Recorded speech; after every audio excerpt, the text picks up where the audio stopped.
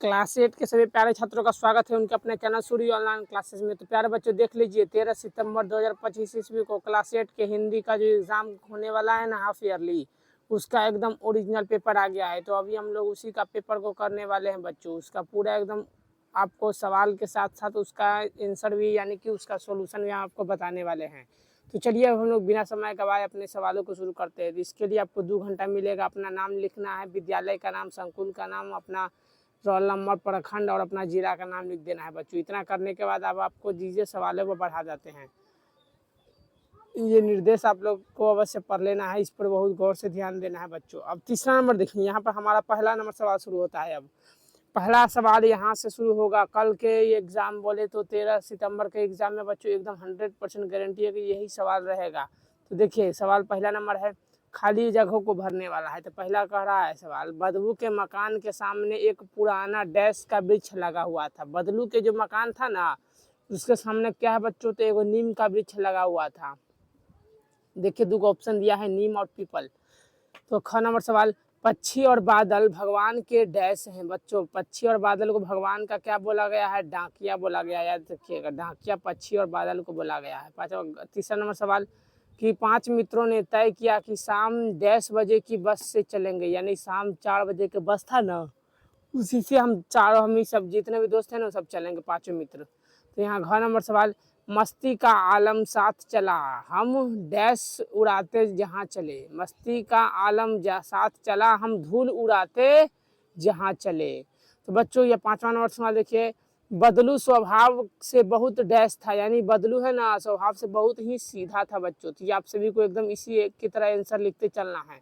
दूसरा नंबर सवाल देखिए क्या बोला है, कि दिए गए इस कथन में से सही के लिए सही और गलत के लिए गलत का चिन्ह लगाना है। तो देखिए पहला नंबर सवाल, वस्तु के बदले दूसरी वस्तु लेने को विनिमय कहा जाता है। ये क्या है, सही बात है? तो हाँ एकदम सही बात है बच्चों। ख नंबर, एक पुलिया के ऊपर टायर फिक्स कैसे बैठ गया था। तो ये गलत बात है बच्चों, ये बैठवे नहीं करता है कभी, बैठ कैसे गया। ग नंबर सवाल, कि सौरभ का अर्थ दिलासा देना होता है। तो बिल्कुल सही अर्थ है बच्चों, नहीं है, ये गलत बात है। दिलासा देना नहीं होता है सौरभ का अर्थ। अब चौथा नंबर सवाल, 2 शब्दों के मिलने से संधि बनता है। तो बिल्कुल सही है, 2 शब्द जब मिलेगा ना तो हमेशा संधि बनाएगा। अब लास्ट सवाल 5वां नंबर, दिन रात कैसा समास है, द्वंद्व समास। तो बिल्कुल सही आंसर है, दिन और रात क्या बच्चों द्वंद्व समास के तहत आता है। तो चलिए अब देखते हैं हम लोग तीसरा नंबर सवाल। तीसरा नंबर सवाल है कि मिलान करें। मिलान करने वाला सवाल है बच्चों, तो इतना आसान है। तो आपको देखिए पहला का क्या मिलाना है, बैरी का अर्थ क्या होता है, दुश्मन।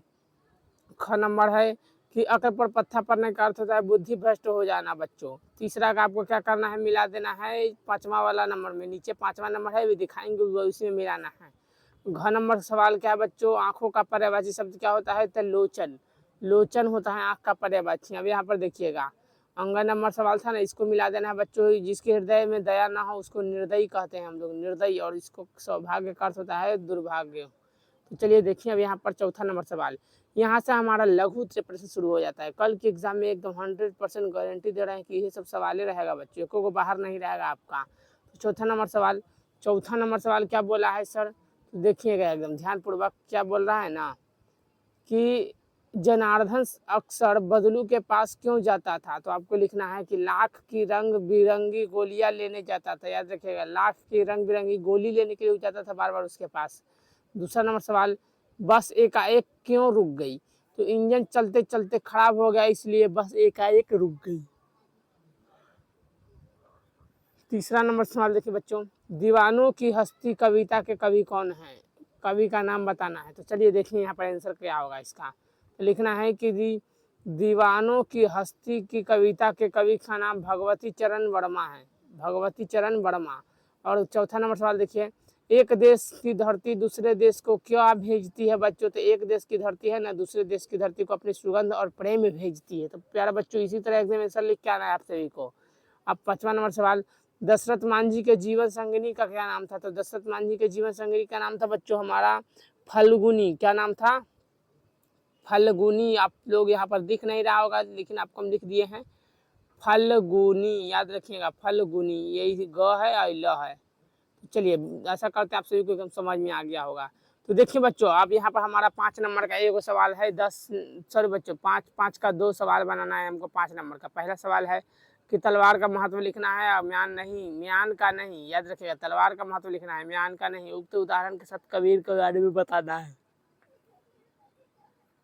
देखिए, अगर आपको ऊपर वाला का आ रहा है तो ऊपर वाला बना दीजिए, नहीं आ रहा है तो नीचे वाला भी आप चाहे तो बना सकते हैं। तो चलिए हम ऊपर वाला कैसे बता देते हैं। तो लिखना है, कबीरदास उक्त उदाहरण से कहना चाहते हैं कि किसी वस्तु या व्यक्ति का असली महत्व उसके आंतरिक गुण और उपयोगिता के कारण होता है, न कि उसके बाहरी दिखावे के कारण होता है। बच्चों समझ में आया ना, उसका आंसर यही लिख देना है। अब दूसरा नंबर सवाल देखिए क्या है कि लोगों ने 5 मित्रों को क्या सलाह दिया। अगर ये आ रहा है तो बनाइए, नहीं आ रहा है तो नीचे देखिए, पक्षी और बादल द्वारा लाई गई चिट्ठियों को कौन कौन पढ़ जाते हैं। तो लिखना है आंसर, पक्षी और बादल द्वारा लाई गई चिट्ठियों को पेड़ पौधे, पानी और पहाड़ जैसे प्राकृतिक तत्व पढ़ जाते हैं। बच्चों ये आंसर हो जाएगा इसका एकदम। अब देखिए यहाँ पर, यहाँ से एगो लघु उत्तर प्रश्न शुरू होता था, हो गया खत्म। अब यहाँ से दीर्घ उत्तर प्रश्न, एक सवाल 10 नंबर का है। तो सवाल का आंसर लिखना है, कबीर के किसी एक दोहे का अर्थ क्या होता है, लिखना है। नहीं तो दीवान की हस्ती कविता में ऐसी कौन सी बात है जो आपको सबसे अच्छा लगा। तो हम लिखेंगे, दीवानों की हस्ती कविता में सबसे अच्छी बात हमें कवि का जीवन के प्रति सुखनुमा और मस्त नजरिया लगा, जिसमें कि वह हर परिस्थिति में खुश रहते थे और एक दूसरे को क्या है बच्चों, खुश भी रखते थे। तो अभी इतना नहीं लिखना है, बल्कि और भी अभी लिखना है बच्चों, कहा कि 10 नंबर के ना, इसलिए में खुश रहते थे और दूसरों को भी खुश देखना चाहते थे। उन्हें सुख और दुख दोनों का समान भाव से जीना पसंद था और वे अपने अस्तित्व के बारे में घमंड नहीं करते हैं। बच्चों इतना लिखने के बाद आशा करते हैं आप सभी को कोई दिक्कत नहीं हुआ होगा। 13 सितंबर को एकदम जाना है और पूरा पेपर को फाड़ के आ जाना है एकदम, पूरा एक भी सवाल गलत नहीं होना चाहिए बच्चों किसी का। तो चलिए मिलते हैं, हमारे चैनल पर सभी संस्कृत का भी डला हुआ है 13 सितंबर का, आप लोग जाकर देख सकते हैं। धन्यवाद, जय हिंद।